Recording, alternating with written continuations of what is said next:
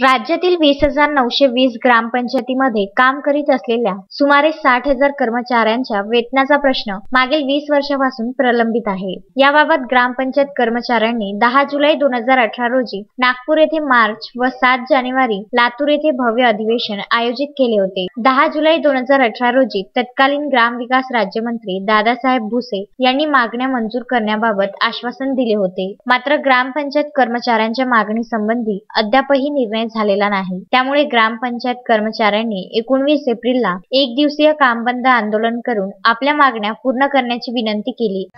आज राज्यव्यापी आंदोलन प्रत्येक महाराष्ट्रात चालू आहे। युवा ग्रामपंचायत कर्मचारी संघटना पंचायत सगळा तर्फे राज्यव्यापी आंदोलन म्हणून आम्ही मुंबईला आयोजित केलेलं होतं, तरी ते स्थगित करून कोरोनामुळे आम्ही ग्रामपंचायत स्तरावरील एक दिवसीय कामबंद आंदोलन करत आहे। आमची मागणी वेतन श्रेणी GPF ग्रामपंचायत मला राहिलेला उर्वरित पेमेंट व जेव्हापासून आम्ही या ग्रामपंचायतमध्ये काम करतात तेव्हापासून आम्हाला आजपर्यंत राहणीमान भत्ता मिळालेला नाही व उर्वरित पेमेंट मिळावे, शासनाचे मिळणारे कोविडमध्ये जे लाभ आहे ते आम्हाला मिळण्यात यावे एवढीच आमची नम्र विनंती आहे। व आम्ही अधिवेशनास आज थकीत दिवसभर आम्ही अधिवेशनमध्ये राबणार आहोत आणि तेच बसणार आहोत।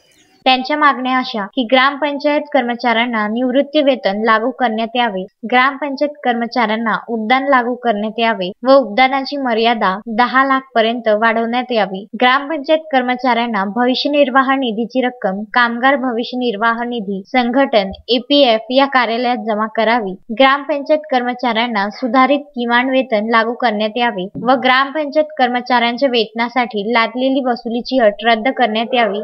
या विविध मागण्यांसाठी ग्रामपंचायत कर्मचाऱ्यांनी एक दिवसीय काम बंद आंदोलन केले। यामध्ये पिंपळगाव निपाणी येथील ग्रामपंचायत कर्मचारी वासुदेव चव्हाण व सुभाष घवडे उपस्थित होते। आमच्या शासनाकडे थकीत असलेले पगार आणि शासनाने सांगितलेले पगार ते अद्याप आम्हाला मिळाले नाही व राहणीमान सुद्धा मिळाले नाही व अशा अनेक आमच्या मागण्या प्रलंबित आहेत। त्या मागणीसाठी आम्ही एक दिवस आंदोलन करत आहोत। संदेश ढोके, विदर्भ न्यूज, पिंपळगाव निपाणी।